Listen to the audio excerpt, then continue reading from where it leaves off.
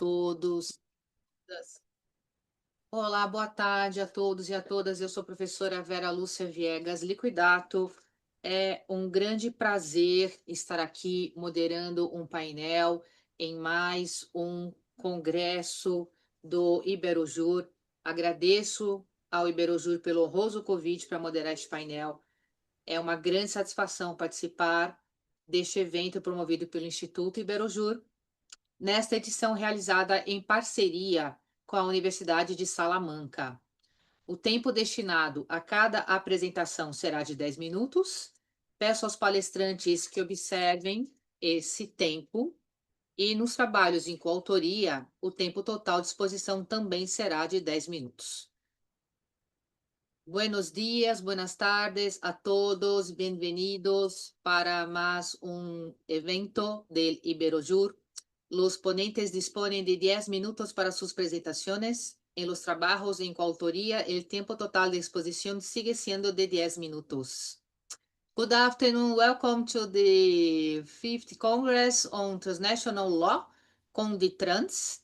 Each presentation is limited to 10 minutes. For co-authored papers, the total presentation time remains 10 minutes. Ao final do painel, após todas as apresentações, em havendo tempo, abriremos espaço para os debates. Antes de começar a chamar cada um, eu quero só saber se está presente Cláudia Ribeiro Pereira, Pedro Dias e Rafael. Estão presentes? É só abrir o microfone e responder. Dora Rezende Alves e Mário Simões Barata estão presentes?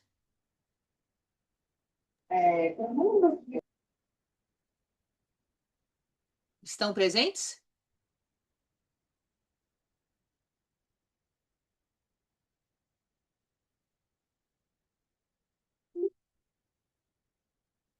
Inês Pereira de Souza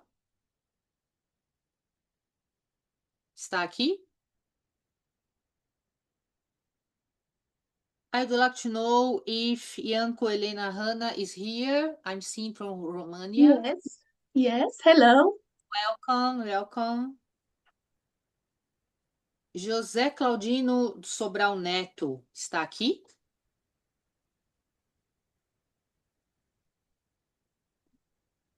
Giovana Bach Franco, Thaisa e Maria José Cabeçudo Barro estão aqui?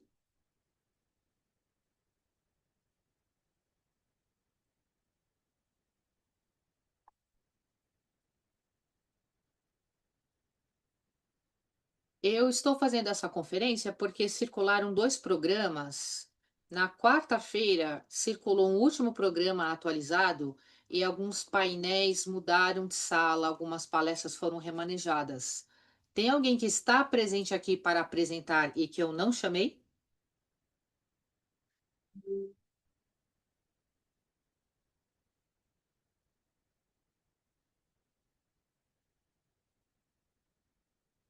Se tiver alguém aqui que não está na minha lista, não tem problema, pode apresentar. É só me avisar, escrever aqui no chat.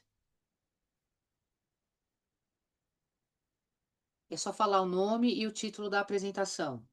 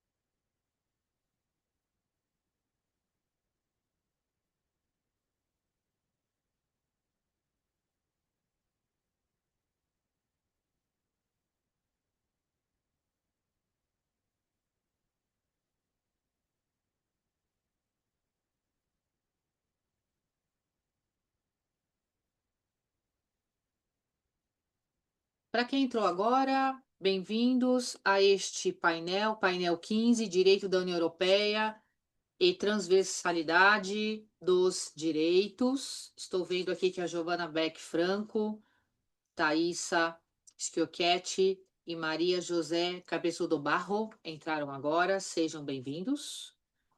O tempo de exposição é de 10 minutos, mas como nós temos alguns panelistas que não estão aqui presentes, então não vamos ser tão rigorosos quanto ao tempo. Então vocês podem dispor com mais tranquilidade. Já iniciamos aqui o nosso painel. Nós podemos terminá-lo até às 15 horas e 30 minutos sem problema. I'm seeing that we don't have all the panelistas here, then it's not a problem. Then it's possible to give a lecture a little more than 10 minutes, no problem. 12 minutes, it's okay to explain in a clear view of the ideas. Vamos começar então. Eu vou chamar novamente para ver se estão presentes aqui Cláudia Ribeiro Pereira Nunes, Pedro Dias Peralta e Rafael Ribeiro Gonçalves, da Universidade Federal do Amazonas, Brasil, da Universidade Complutense de Madrid e da Pontifícia Universidade Católica do Rio de Janeiro, com a palestra Bioeconomia Amazônica, Inovação, em espanhol, Bioeconomia Amazônica, Inovação e Direito Transnacional, Governança Global e Desafios Jurídicos para o Desenvolvimento Sustentável. Estão presentes? Alguns dos três estão aqui. Então, vamos agora para a Universidade Portucalense e Leiria, Dora Rezende Alves e Mário Simões Barata. Apresentação online. A ação por incumprimento na ordem transnacional europeia, a salvaguarda do Estado de Direito pelo Tribunal de Justiça da União Europeia. Estão presentes?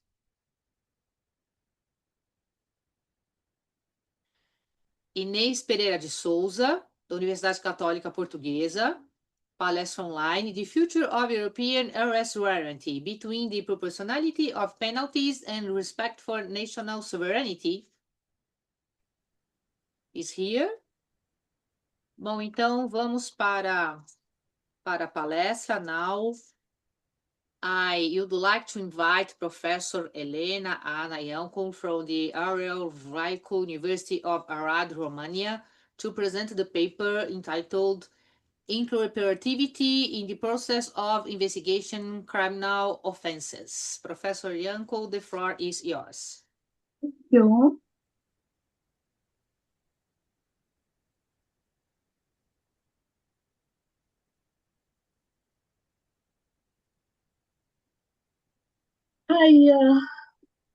The first. To begin, I would like to say hello to you. I confess I am excited and happy to meet you, honored to be with recognized personalities for both the scientific activities that are organized and the research results. With your permission, I would like to thank the organizers for the opportunity to be present at the conference organized by the University of Salamanca and Iberojur. In a context where cross-border mobility is determined by competing factors, and when irregulation migration generates vulnerabilities and challenges in terms of border security of the European Union, and beyond in the era of digitalization and integration of advanced technologies, is operational laboratory activities and the valorization of traces and criminal proceedings. The interoperability of information systems bring changes in the classic architecture of crime investigation through the use of technology based on biometric data. The common benchmark in ensuring European Union securities is interoperability, implicitly in the investigation of cross-border crime, the management of information system at the European level, and the coding of system at the national level in accordance with access rights and the operational capabilities of the national system, and to ensure that the system work together, although each system is independent but integrated into a single structure. In the study, we started from several needs that we identified and including the specific objectives of the research. In this sense, we refer to the need for continuous dialogue for solid governance in the province of investigation cross-border crimes in the era of digitalization and the integration of advanced technologies. In this sense, we will aim to present the relationship between classic form of communication and their valorization through legal information systems and in situations permitted by law in relation to the provision of the European Union Artificial Intelligence Act and the GDPR.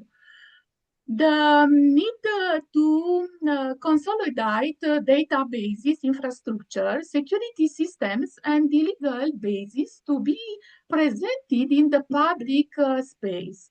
Thus, the degree of public safety, acceptance of advanced technologies, and social order will increase. The need to present the theoretical and practical dimension of the use of biometric data technologies incorporated in information systems in order to understand the state of balance between state surveillance and the rights and freedom of citizens. The principle of proportionality applies so that national systems are integrated basis on alerts. Searches on alert initiated through simultaneous checks and correlation of information in a legal, fair, and correct manner. The need to understand how information systems are used independently at the national level, but with interoperable value in operational management. We aim to present the legal norm from regulation on the interoperability of European Union, Pact on Migration and Asylum, the European Union Artificial Act. Individual responsibility is fed by participants involved in judicial administrative procedures, right from the first interinstitutional communication when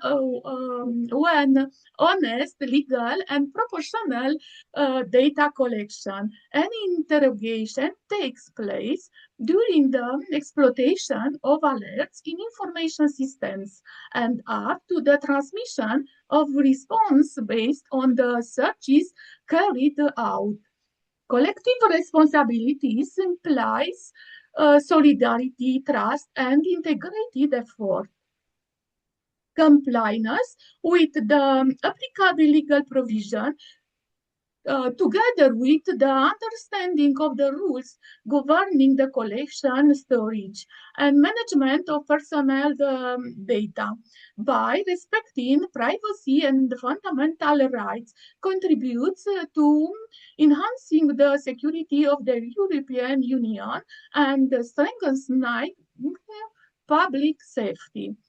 The implementation of the interoperability system managed by EU-LISA become a central pillar of Union security through the cooperation of the authorities responsible for law enforcement. Police authorities, criminal investigation bodies, criminal prosecution bodies, or migration management authorities will be able to quickly access information systems prepared for interoperability, will be able to identify and assess and manage risk in operational time based on biometric data that are collected and have forensic value to their general and individual characteristic. Judicial identification are the main pillar in the process of finding the truth. In the process of applying the law by establishing identity using identification based on biometric data as a method. One can answer enigma such as, is the person the author of the act? Does the person have a procedural capacity? Does the person comply with preventive measures? Does the person have access rights? Or if the migration is legal or illegal. In the study, we aim to present the basic legal framework in the field of interoperability, national system, and the European architecture used for solid governance in the field of preventing and combating cross-border crimes. The first communication may be with national public order authorities that have adequate technical means to carry out checks during operational time in the context of specific mission, tasks, and procedural rules governing such interaction on the ground. Establishing identity as a process starts from the operative stage, where the authenticity of the person is established through verification, devices authenticity, that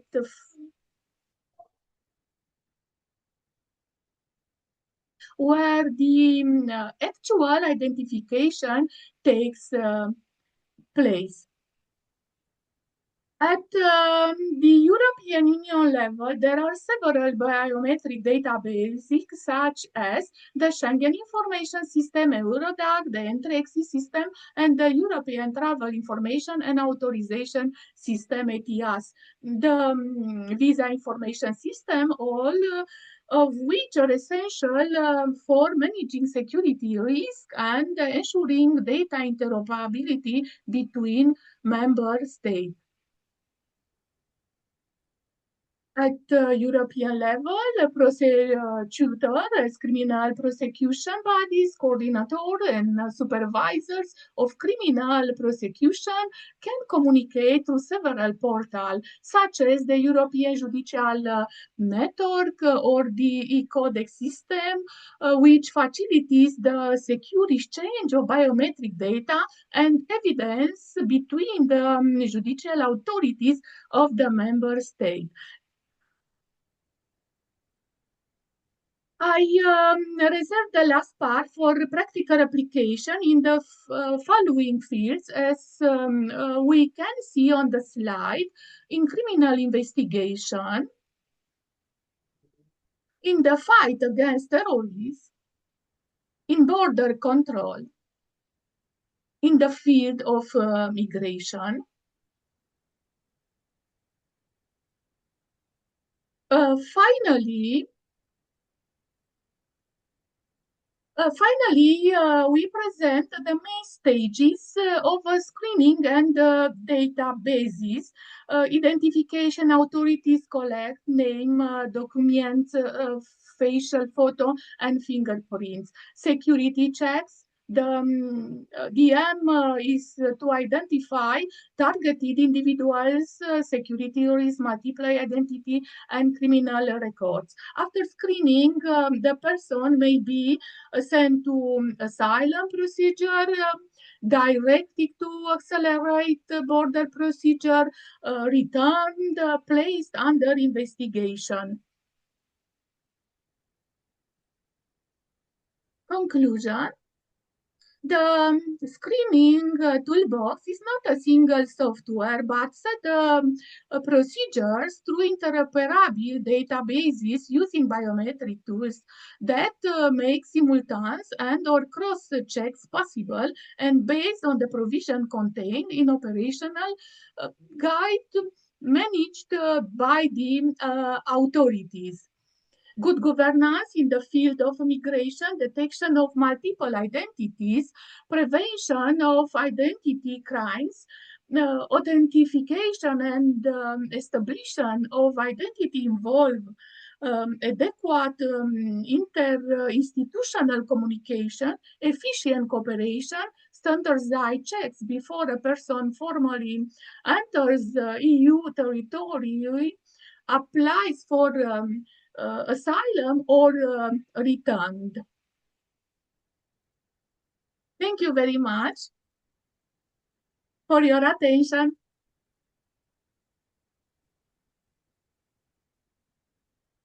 Thank you. Only a minute.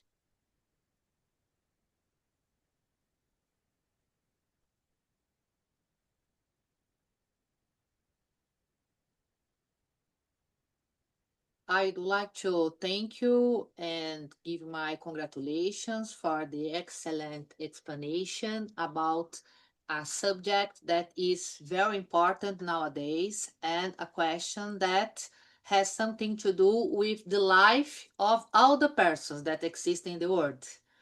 Then I would like to thank you, and I have a few questions that Thank you at very much. the panel I'd like to change ideas with you.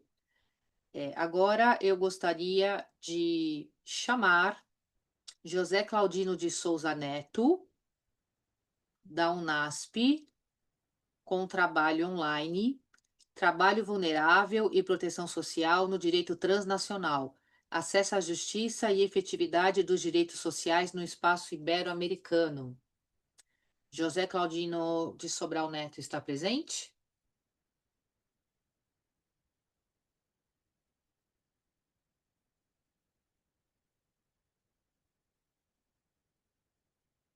I see that there is another person of Romania, Julia Urguinea. You'd like to have some words here to speak? I don't know if you had worked together with the professor, the previous professor or not. It's possible for you to speak now if you want at the end of the explanation. Ok. Então, vamos para a palestra de Giovana Beck Franco, Thaisa Schiochetti e Maria José Cabeçudo Barro, da Universidade Federal do Paraná, Universidade Nacional de Educação à Distância. O tema: Corpos que cuidam, universidades que exigem, parentalidade e produtivismo acadêmico no Brasil e na Espanha. Com vocês a palavra, e não tem problema, podem ultrapassar os 10 minutos, que temos bastante tempo. Obrigada. Obrigada, boa tarde a todos. Eu sou Giovana, a professora Thaisa e a professora Maria José não vão estar presentes hoje.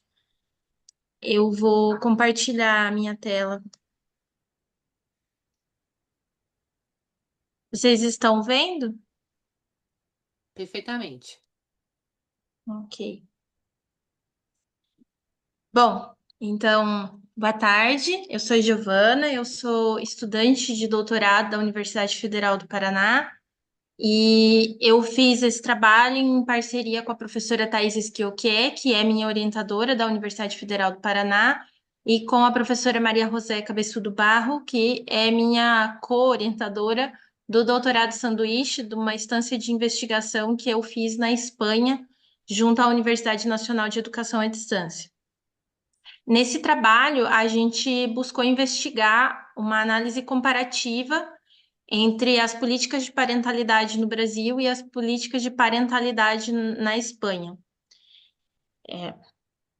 O problema de pesquisa, então, que nos trouxe a essa pesquisa é como as universidades incorporam a parentalidade e o cuidado dentro dos seus desenhos institucionais, tanto no Brasil quanto na Espanha.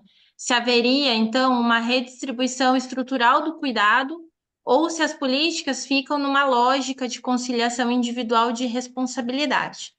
Para isso, foi feita, então, uma abordagem comparada qualitativa com recorte a partir de um ranking universitário específico, que é o Times Higher Education, que é um dos rankings mais conhecidos internacionalmente, e a escolha desse ranking se deu que, embora ele não analise questões de gênero, nem questões de maternidade em específico, mas como ele trata dessas universidades consideradas as mais com maior qualidade em nível de competitividade, traria essa possibilidade de comparação a nível institucional. Então, buscar, assim, as 5 universidades mais bem posicionadas nesse ranking em cada um dos países.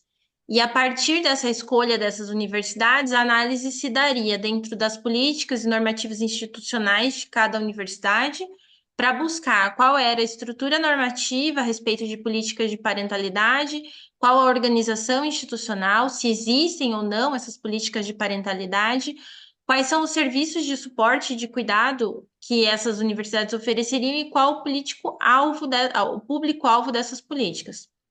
Isso analisado, claro, dentro de um contexto que a gente chama de efeito tesoura, considerando de que existiu nas últimas décadas um aumento considerável de inclusão de mulheres dentro das universidades, mas que vai reduzindo a quantidade de mulheres ao longo da carreira científica, formando o que a gente chama de efeito tesoura, né? Eu trouxe aqui para vocês 2 imagens, essa que está de pé à direita é do Sistema Científico Tecnológico do Brasil. É possível visualizar o desenho como se fosse uma tesoura, por isso que é chamado de efeito tesoura. Acho que as mulheres que são ali, a linha roxa, são a maioria na graduação, mas elas vão reduzindo em quantidade ao longo do avanço da carreira, e os homens, que são minoria, vão avançando, se tornando majoritários em cargos de decisão, postos políticos.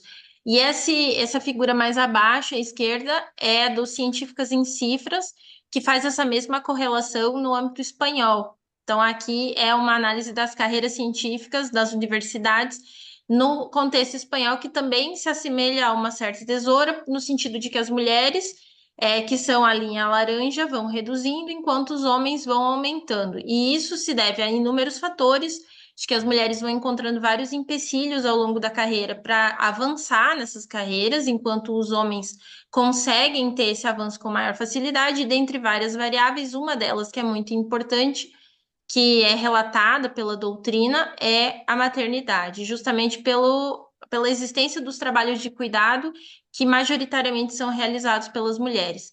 Isso se dá dentro de um contexto de agendas e instrumentos internacionais de igualdade de gênero, cuidado e corresponsabilidade que têm avançado nos últimos anos, buscando desenvolver políticas para mitigar essas desigualdades existentes em vários contextos, mas também dentro das universidades. E aqui a gente pode citar a Agenda 2030 e os Objetivos de Desenvolvimento Sustentável.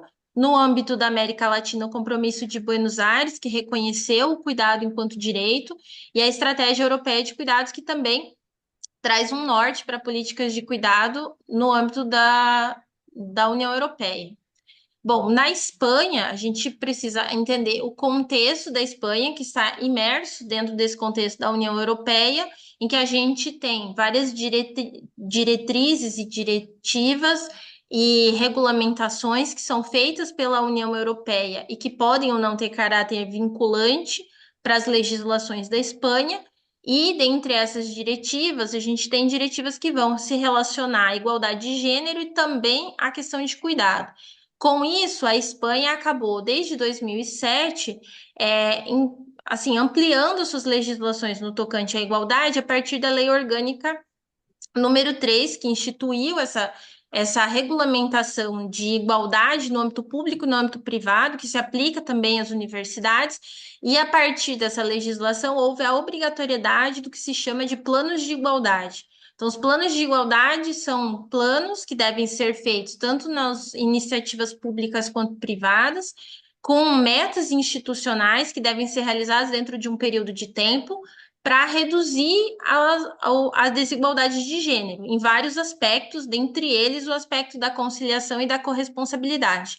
Então, a edição desses planos depende de um diagnóstico prévio, analisar qual o contexto de desigualdade que existe dentro dessa instituição, para, a partir desse diagnóstico, estabelecer quais vão ser os objetivos a serem alcançados, as metas que devem ser realizadas dentro desse período de tempo, e que, com o passar desse período de tempo, a gente tem um diagnóstico, uma reanálise, né, uma avaliação desse avanço ou não desses planos de igualdade para uma nova instituição desses planos.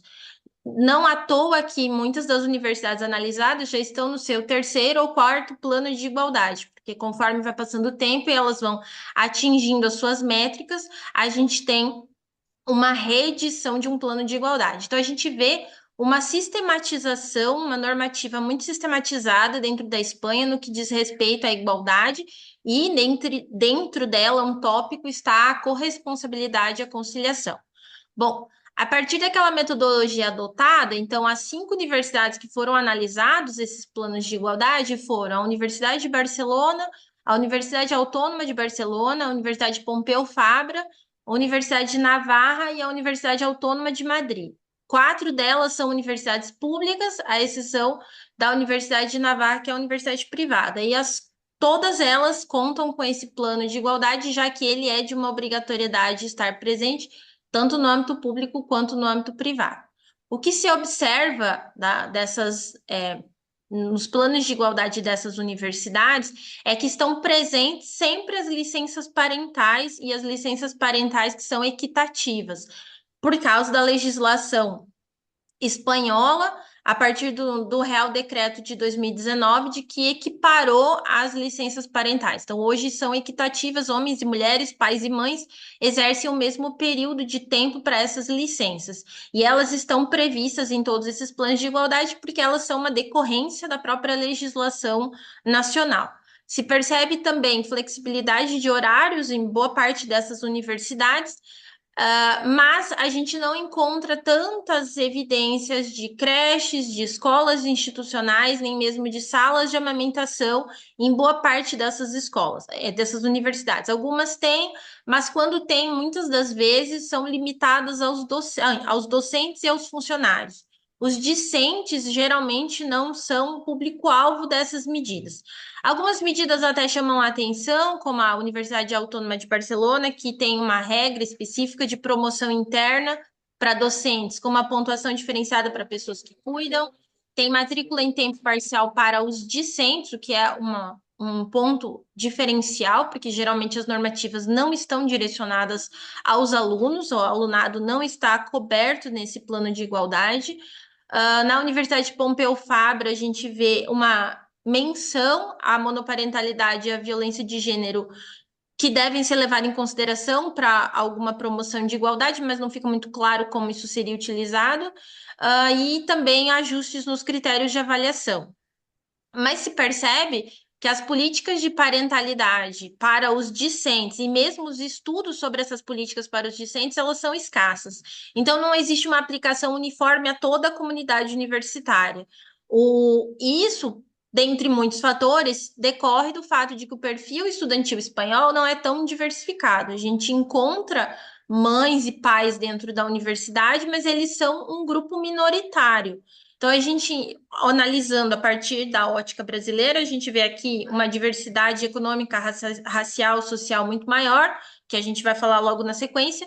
Como na Espanha o perfil é mais uniforme, também isso vai levar a uma menor busca, uma menor demanda dessas políticas de parentalidade. São ajustes pontuais que são feitos. E a maternidade, a paternidade, a parentalidade como um todo são abordados de forma genérica, dentro do tópico de corresponsabilidade e de conciliação. Então, não existe um tópico específico para a parentalidade e que estão muitas vezes vinculados meramente à relação laboral, não se estendendo à relação estudantil. No Brasil, a gente percebe que a incorporação de cuidado e de equidade de gênero, principalmente dentro das universidades, é algo recente, que decorre aí dos últimos anos. E nesses últimos anos, a gente vê que essas políticas também são criadas muito localmente, são muito pontuais e impulsionadas muito por movimentos sociais e por coletivos acadêmicos. Então, são políticas muito fragmentadas, não estão tão sistematizadas como acontece na Espanha, no que diz respeito à equidade de gênero. A gente até tem mais políticas, mais legislações, por exemplo, no que diz respeito às licenças e aos direitos dos estudantes, em contraponto ao que ocorre na Espanha, mas esses movimentos nascem muito pontualmente. É exemplo do que aconteceu da inclusão da maternidade no currículo Lattes no ano de 2021, a partir de uma demanda feita pelo movimento social Parenting Science, que é um movimento promovido por pais e mães que são estudantes e pesquisadores no Brasil. Bom, na análise das universidades, as 5 que ficaram eleitas foram a Universidade de São Paulo, a Universidade Estadual de Campinas, a Universidade Federal do Rio de Janeiro e a Universidade Estadual Paulista, Júlio de Mesquita Filho, que é a Unesp, e a Universidade Federal do Rio Grande do Sul. Aqui a gente vê, para além das licenças parentais que estão previstas em lei também, alguns programas voltados principalmente aos estudantes. Então, vão ter programas tanto para os docentes e para os servidores, os trabalhadores, mas também políticas que nascem da necessidade discente. Então, vão ter programas, moradias estudantis com espaço familiar, espaços socioeducativos. Dentro da Universidade Federal do Rio de Janeiro, tem uma edição de uma licença específica, que é a licença cuidado para pessoas que cuidam, espaços de acolhimento, centros de convivência infantil. Então, a gente vê mais políticas materialmente falando, principalmente aos discentes. Mas essas políticas são menos padronizadas do que ocorre dentro da Espanha, mas elas mais concretas, se percebe mais materialmente, principalmente em relação ao alunado. E são políticas muito mais voltadas à permanência estudantil. Giovana, desculpa eu te cortar. Como a gente está com tempo, eu ia pedir para você voltar no slide anterior para a gente Sim. acompanhar, porque você parou ali na Universidade Federal do Rio de Janeiro e eu queria que você explanasse sobre as outras duas também. Take your Ah, time. sim. Não precisa correr, não, tá? Não precisa correr, não. Ah, tá bom, então.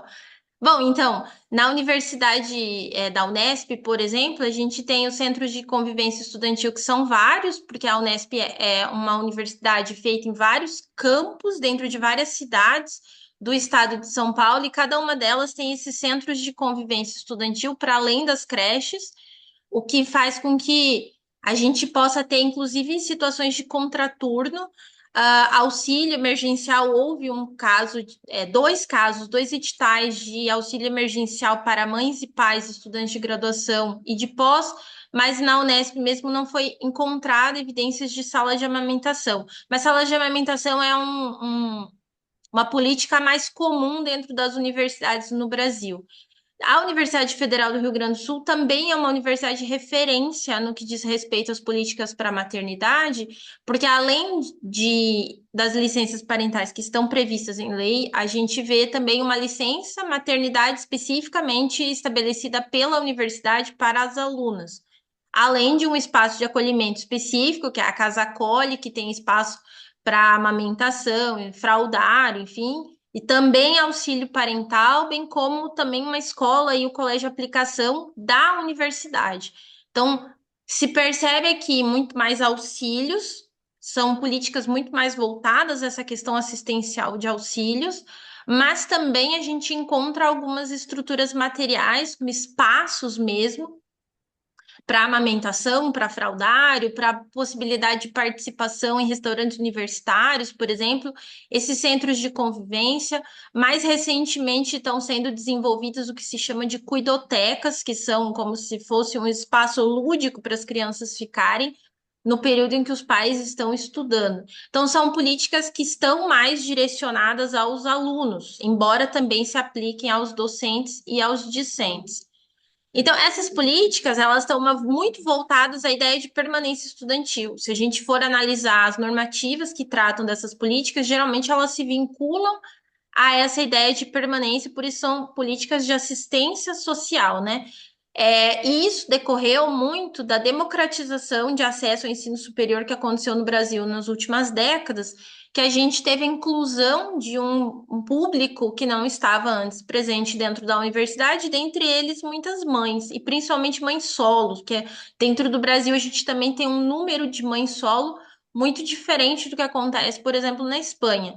E para isso, houve uma demanda muito grande dos próprios alunos, das próprias pessoas que fazem parte da universidade, que veio a construir essas políticas específicas, mas que muitas vezes estão vinculadas à ideia de vulnerabilidade econômica. Então, muitas dessas políticas, dos auxílios, elas vão estar vinculadas a você precisar comprovar que é uma pessoa em vulnerabilidade socioeconômica, que você tem baixa renda, para poder ter acesso a essas políticas de parentalidade que se assemelham às políticas de permanência como um todo, né? As políticas decorrentes do PNAES, da Política Nacional de Assistência Social, vai dar mais ou menos a mesma lógica se aplica a essas políticas de parentalidade. Diferente do que acontece na Espanha, em decorrência dos planos de igualdade, que eles, por lei, são obrigados a terem esse levantamento contínuo de dados para fazer essa avaliação, para replicar esse plano de igualdade, aqui a gente não tem um levantamento tão regular de dados para a implementação nem para avaliação dessas políticas. Então, elas são estabelecidas, mas a gente não vê muito dados que vão analisar, avaliar essas políticas ao longo do tempo. Isso vai muitas vezes acontecer se tiver um problema dentro dessa política, o próprio movimento social coletivo de pais e mães que vê que está tendo algum tipo de dificuldade, muitas das vezes vai lutar para fazer alguma alteração, mas isso não, muitas vezes não parte da própria instituição, diferente do que acontece na Espanha. Então, se percebe que todas essas políticas estão desenvolvidas justamente para garantir essa conciliação, para que os estudantes e mesmo os estudantes possam conciliar as atividades de estudo e de maternidade ou paternidade, e que os docentes e trabalhadores possam conciliar o trabalho, a atividade laborativa com a maternidade ou paternidade, mas embora eles sejam muito positivos, tenham trazido muitos avanços no sentido de equidade, não houve uma modificação nos parâmetros de produtividade dentro da universidade. Então, são muito escassas as políticas, ou quase inexistentes as políticas que enfrentam essa questão de produtividade. Então, a gente ainda tem uma universidade que exige uma produtividade contínua e uma disponibilidade permanente, o que acaba sendo inviável para quem exerce o trabalho de cuidado. Essa ideia de produtividade contínua e disponibilidade permanente, ela decorre de uma trajetória masculina historicamente construída que estava desvinculada do trabalho reprodutivo. Então, quem estava na universidade 100 anos atrás eram homens e eles estavam desvinculados desse trabalho reprodutivo, desse trabalho de cuidado. E essa mesma lógica permanece perpetuada até hoje, e muitas vezes obstaculiza com que essa pessoa possa conciliar essas duas atividades. E se mantém também os critérios de mérito e excelência como se eles fossem neutros, mas eles não são neutros, né? Eles têm essa vinculação de gênero, de quem tem essa tempo hábil e essa disponibilidade ampla para poder realmente exercer todas essas atividades e atingir os critérios de mérito e excelência que são exigidos pelas agências de fomento, pelos órgãos de avaliação. Então, o cuidado ainda é colocado dentro da esfera privada, dentro da universidade, ainda é olhado, mesmo por essas políticas que tentam avançar no que diz respeito à equidade de gênero, ainda se direcionam à esfera privada. Quando ela ainda fala de conciliação, eu ainda estou olhando para essa pessoa que está cuidando, como ela vai manejar essa situação para poder conciliar essas duas atividades, porque o cuidado ainda é visto como um obstáculo à performance acadêmica, pensando nessa performance de excelência que é exigida ainda dentro das universidades. Então, dentro do Brasil, a gente tem muitas políticas vinculadas a essa lógica assistencial, e dentro da Espanha muito mais vinculadas a uma lógica conciliatória, mas que nenhuma das duas altera essa estrutura de produtividade contínua e de disponibilidade integral que se exige para a pesquisa dentro das universidades e que transferem geralmente às mulheres, porque são elas que majoritariamente exercem essa atividade de cuidado, para como elas vão compatibilizar essa situação de cuidado e produtividade. No Brasil, a gente tem um ponto importante de que as políticas são muito voltadas à maternidade, enquanto na Espanha a gente vê uma neutralidade maior de gênero, então elas estão analisadas para a parentalidade como um todo, para pais e mães, e no Brasil a gente vai ver mais políticas para as mães. Porque aqui se desenvolve de que a maternidade é um marcador específico de desigualdade, justamente porque são as mulheres que majoritariamente exercem essa atividade de cuidado. E que essa mulher, então, ela não é esse sujeito universitário universal colocado, né? Como eu dizia anteriormente, que era a trajetória masculina que foi pensada lá no século XVIII, XIX. Mas é alguém que depende de adaptação pontual feita pelas universidades quando é possível. Ainda não se considera esse sujeito que cuida como um sujeito constitutivo dessa organização acadêmica, ainda que a gente tenha avançado nas normativas transnacionais sobre o direito ao cuidado, sobre as políticas voltadas ao cuidado dentro das universidades, ainda a gente mantém esse cuidado como uma coisa paralela e não como algo constitutivo da organização acadêmica. E eu agradeço muito pela atenção. Obrigada, Giovana. Parabéns pela apresentação, parabéns pela pesquisa. Obrigada. Agora eu vou chamar o José Claudino de Sobral Neto, da Unasp EC, Trabalho Vulnerável e Proteção Social no Direito Transnacional, Acesso à Justiça e Efetividade dos Direitos Sociais no Espaço Ibero-Americano. A palavra está com você, José Claudino. Temos aqui. Bom dia, professora Vera. Bom dia, pessoal. Perdão ali pelo transtorno, viu? Acabei tendo alguns probleminhas aqui de conectividade. Eu vou dispensar os dos slides a princípio, mas eu acredito que vai conseguir ser uma apresentação bem dinâmica, tá bem?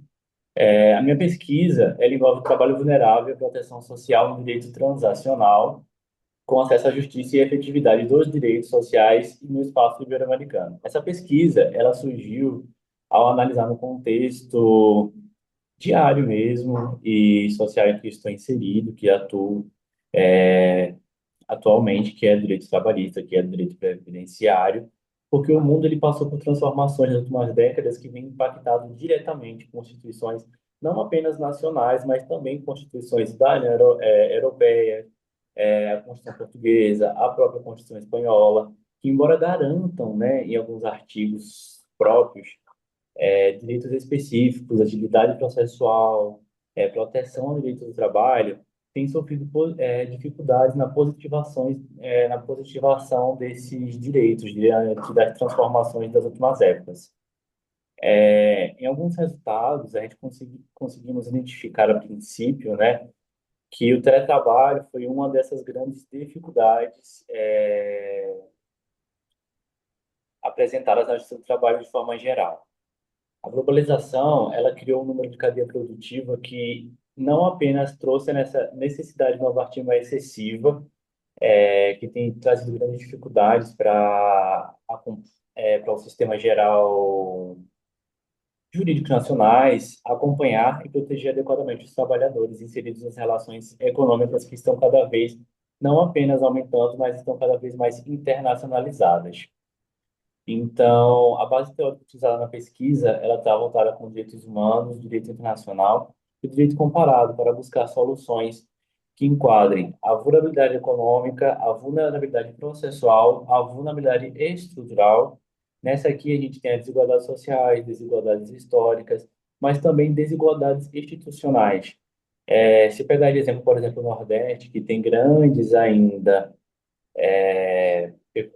empresas que atuam com pecuárias, grandes usineiras, que têm voltado agora de recuperações judiciais, a preocupação tem aumentado bastante. Se a gente pegar como exemplo a legislação trabalhista aqui nacional do Brasil, a gente vê que hoje a previsão é que a maioria dessas empresas sejam acompanhadas por um membro sindical. Porém, é um membro sindical para cerca de 300, 400, 500, às vezes, trabalhadores, canavieiros, que além de terem sofrido, né, com o decorrer dos anos por grandes desigualdades sociais, não têm um acesso adequado à justiça, não têm conhecimento dos seus direitos, não têm sequer conhecimento de existência de convenções coletivas, sequer sabem o que é o direito humano, sequer sabem que tem direitos básicos como água, moradia. Em alguns casos, pegarmos, por exemplo, Pernambuco, Alagoas, Sergipe, eles têm direito à educação, ou seja, algumas empresas elas têm que fornecer uma escola, tudo mais, quando eles possuem mais de 100 funcionários. Porém, esses trabalhadores acabam não tendo esse acesso à informação, o que acaba causando nesse aumento de desigualdade social, histórica, mas também essa vulnerabilidade processual, porque se eu não conheço um direito, não tenho como tutelar esse direito, não tenho como proteger esse direito. Um outro resultado que se teve também parcial foi quanto aos serviços de telemarketing. Se aqui utilizarmos a Espanha como exemplo, tem lidado bastante bem com essa questão, porque hoje as empresas na Espanha, por exemplo, elas já podem, né, ao demitir um funcionário, fazer isso com base nos dados fornecidos pelo desempenho dele, e não apenas em dados ali que a empresa supunha. Vamos pegar um exemplo, né? Se um trabalhador de telemarketing, ele recebe o número X de ligação e outro trabalhador ele recebe o número Y, hoje em dia com o controle mais fácil, né, e acessível, já é permitido fazer a comparação deles e a partir de dados reais eu conseguir manter ali um trabalhador ou dispensar outro. Então isso oferece uma certa proteção, tanto para a empresa quanto para o trabalhador, porque eu consigo elencar e trabalhar com esses resultados. Resultados esses que não conseguimos aplicar hoje no Brasil, já que ainda não tem um sistema que proteja e que legisle especificamente quanto a esses dados, embora aqui no Brasil já exista na LGPD e tudo mais, ainda carece de uma maior positivação, de uma maior proteção legal, tá? Então, esses desafios que têm se apresentado no âmbito nacional possuem como uma possível solução o trabalho transacional, né? Por quê?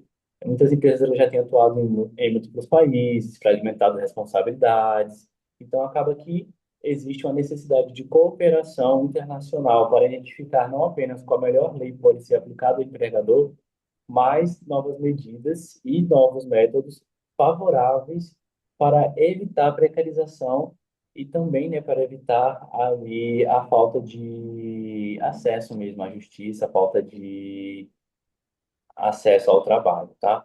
Alguns caminhos práticos, então, que têm aparecido para a proteção transacional é a incorporação de tratados internacionais, direitos humanos, trabalhistas, a atuação direta, né, de órgãos como a ONU, a OEA, que já vem atuando aí há alguns anos, cooperação jurídica internacional, com assistência jurídica talvez fronteiriça, uma responsabilidade social empresarial legítima e devida, com diligência de direitos humanos, né, com acesso aos dados, com obrigações e deveres que realmente sejam positivados, e não apenas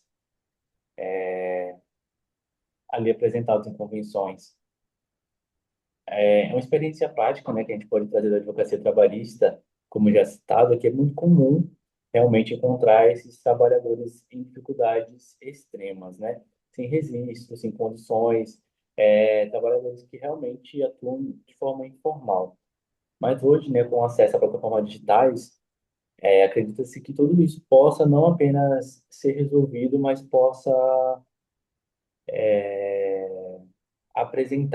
que possamos apresentar novas medidas e novas formas de proteções para esses trabalhadores por meio das plataformas digitais e do direito transacional de forma geral, tá? Aí, uma das soluções que tem se apresentado para isso é talvez a terceirização em cadeias produtivas, né, para diminuir a complexidade dessa cadeia, tá? Ante a dificuldade real ao acesso à justiça e a efetização desses direitos de forma mais concreta.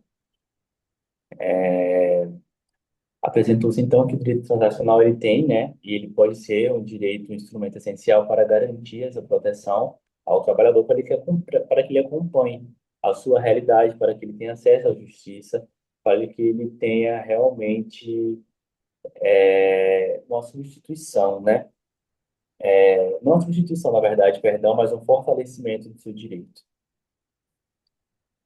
A efetividade das leis sociais, então, no espaço ibero-americano, ela depende claramente dessa proteção, que ela consiga ultrapassar fronteiras para a gente reconhecer e para que possamos adquirir novas formas de trabalho, novas formas de aplicação dignas, de centros de relações, e de meios de positivação processual. Seria isso. Agradeço desde já pela atenção.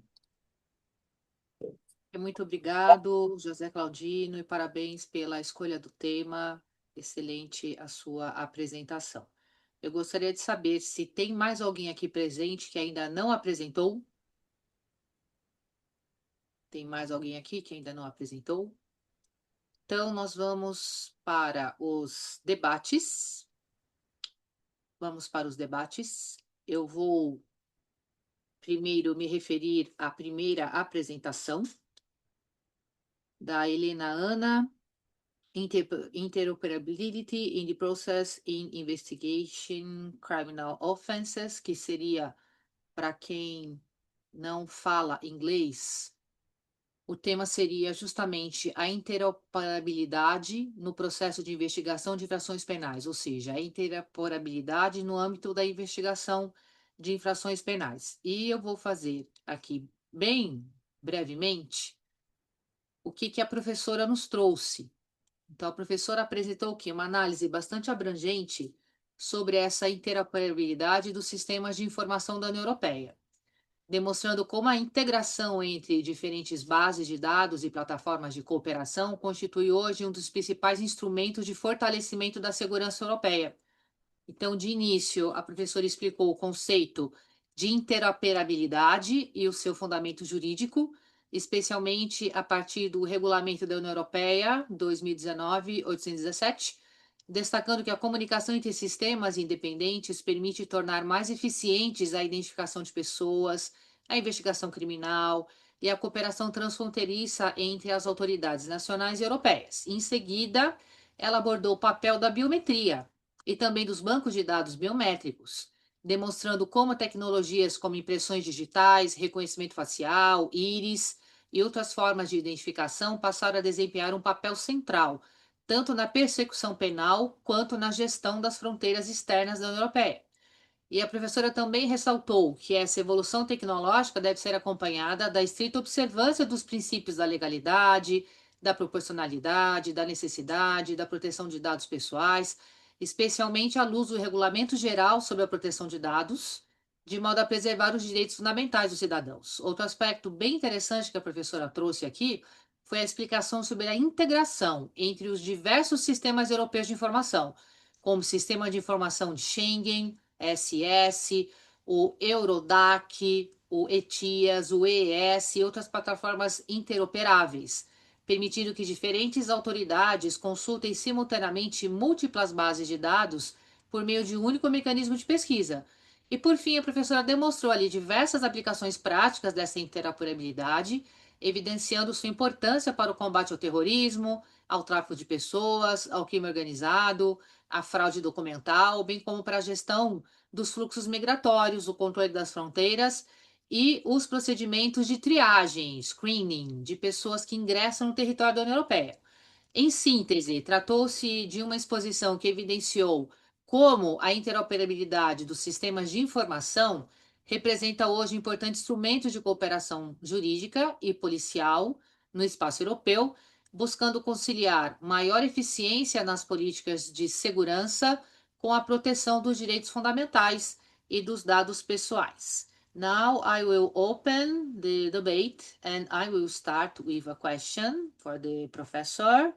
Please, I'd like to ask, do you believe that the European model of interoperability could serve as a model for other regions of the world, such as Latin America? If so, what would be the main legal or institutional challenges to implementing a similar system? And second and last question is, as interoperability makes it possible to access multiple databases through a single search, do you think that there is a risk of excessive surveillance? In your view, are the current legal safeguards sufficient to prevent possible abuses? The floor is yours. Professor Helena Ana?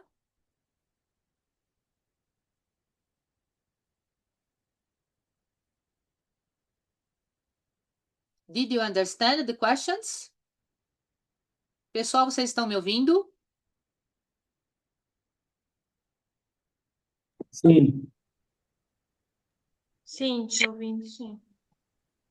Professor Helena Ana, you'd like to answer my questions? Do you need that I repeat the questions? Enquanto a professora Helena vê, não sei se ela está presente, ela está com a câmera fechada, o microfone fechado. Alguém gostaria de responder as perguntas dela? Vocês assistiram a palestra dela. Então, eu vou agora para a segunda palestra, a palestra da Giovana, que foi muito interessante, é um tema muito interessante. Eu não conheço estudos que façam esse levantamento, e eu achei interessante a abordagem quando a gente trabalha com direito comparado.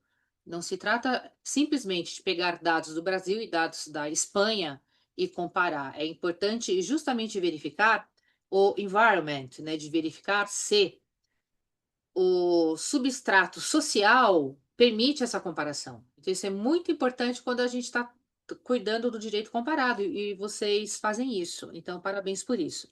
Eu queria que você pudesse falar um pouquinho mais quando você disse do compromisso de Buenos Aires de 2022 e a estratégia europeia de cuidados de 2022 também, porque sempre é importante a gente olhar o nacional, o que existe em termos de política nacional, e como o que existe em política nacional reflete na vida diária das universidades. Você fez esse levantamento, universidades espanholas e universidades brasileiras também. Mas esses compromissos internacionais, você poderia falar um pouquinho mais sobre eles, como é que eles nasceram e que aderência eles têm às políticas internas, por favor?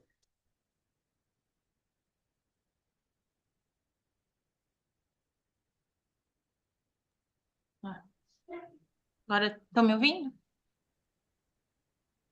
Sim. Ok.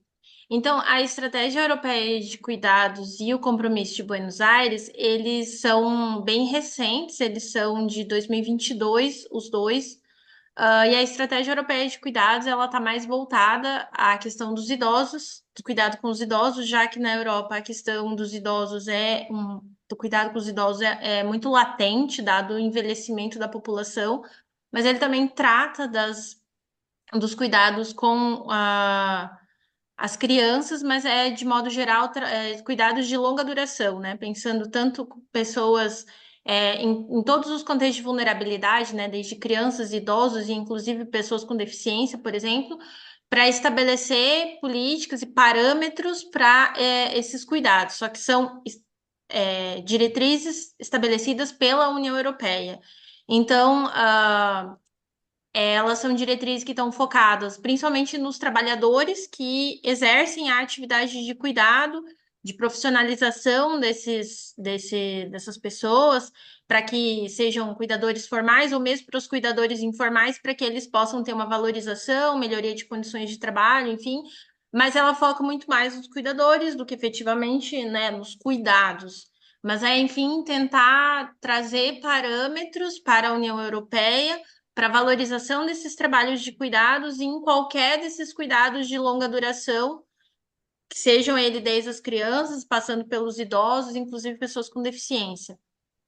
E aí, as diretrizes que são estabelecidas na União Europeia, elas não são diretrizes vinculantes, né? Elas não vão obrigar os estados-nação, vão precisar ser internalizadas pelas legislações de cada nação. Então, na Espanha, a gente tem, mais recentemente, algumas legislações, leis orgânicas que vão estabelecer essas regras de cuidado tanto das pessoas idosas, pessoas com deficiência, quanto as crianças, mas são legislações que cada uma vai ter o seu sujeito-alvo, né? Não é uma legislação ampla que abarca todos eles.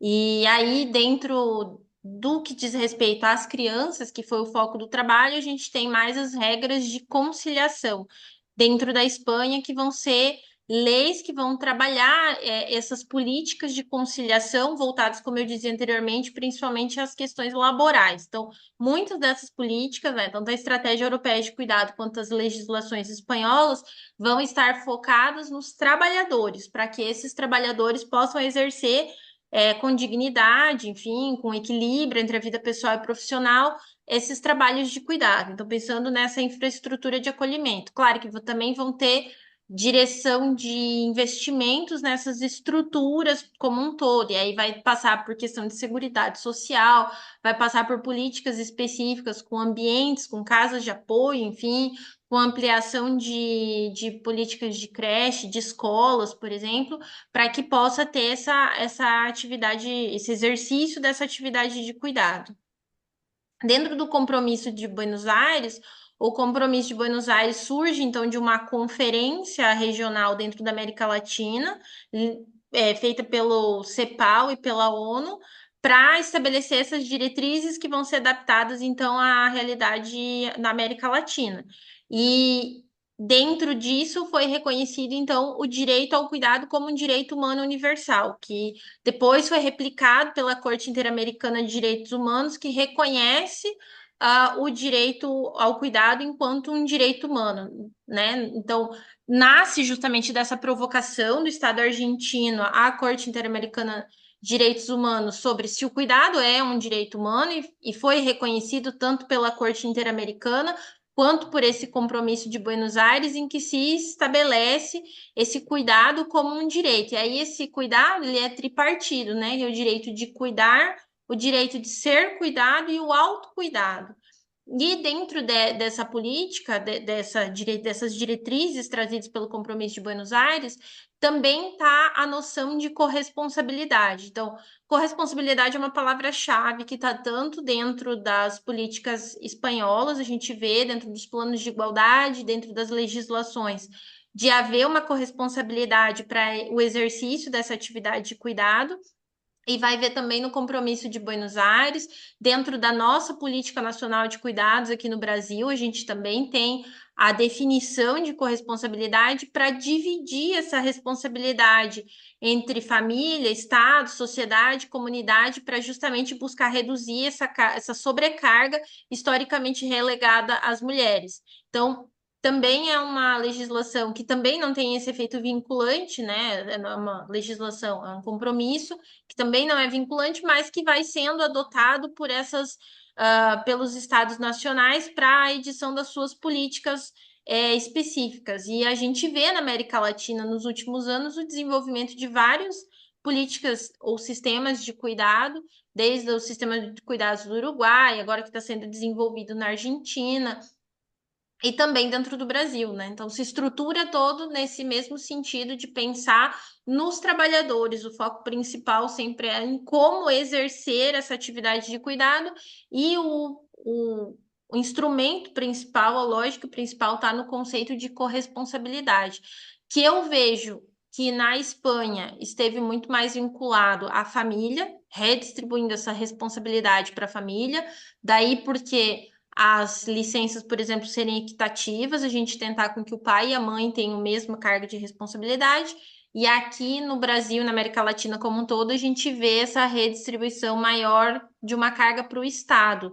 Talvez também seja um dos motivos das políticas dentro do Brasil serem mais materialmente sólidas, assim, dentro da universidade. A universidade acolhe isso como uma parte de responsabilidade dela também para dar esse suporte para esses sujeitos também, geralmente mulheres, né, poderem exercer a sua atividade, a sua carreira acadêmica. Então, as universidades, dadas essas legislações, vão incorporando isso nas suas normativas internas, que nasce, então, no âmbito supranacional e vai sendo adquirido, não sei como seria a palavra, mas vai sendo absorvido por cada uma dessas instâncias até chegar no âmbito das universidades. Só que aqui a gente não tem uma obrigatoriedade, uma imposição legal como existe na Espanha, mas que vem surgindo muito mais um movimento de baixo para cima, né? Justamente desses movimentos sociais que exigem algum tipo de resposta,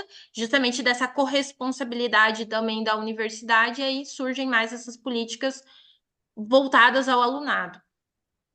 Ok, muito obrigada, Giovana.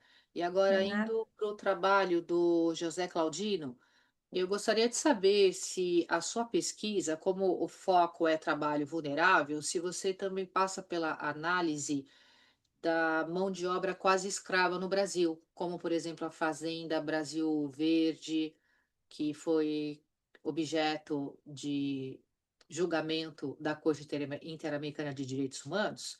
E eu gostaria que você também me dissesse, te dar um pouquinho mais de tempo para você poder elucidar o que que você chama de direito transnacional e como que o direito transnacional pode propiciar acesso à justiça a esses trabalhadores que estão em situação de vulnerabilidade. Obrigada.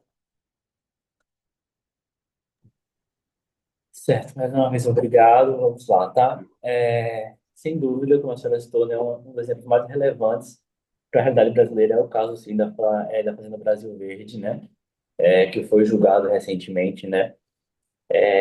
Por mais que ele demonstre essa questão da vulnerabilidade do trabalhador, né? Que ela não está restrita ali às plataformas digitais ou às novas tecnologias, como a gente acabou citando no trabalho, ela também acaba se manifestando ali em situações extremas, né? Como o trabalho análogo à escravidão, como a senhora citou. Tá, se a gente pegar, por exemplo, uma lei que eu estava estudando para colocar no trabalho, que é a Lei Rider aí da Espanha, né? Que ela veio em 2021 e trouxe uma alteraçãozinha sobre essa questão do trabalho digital. A gente está fazendo essa aplicação justamente para tentar evitar essa questão do trabalho análogo ao escravo, porque o que acontece?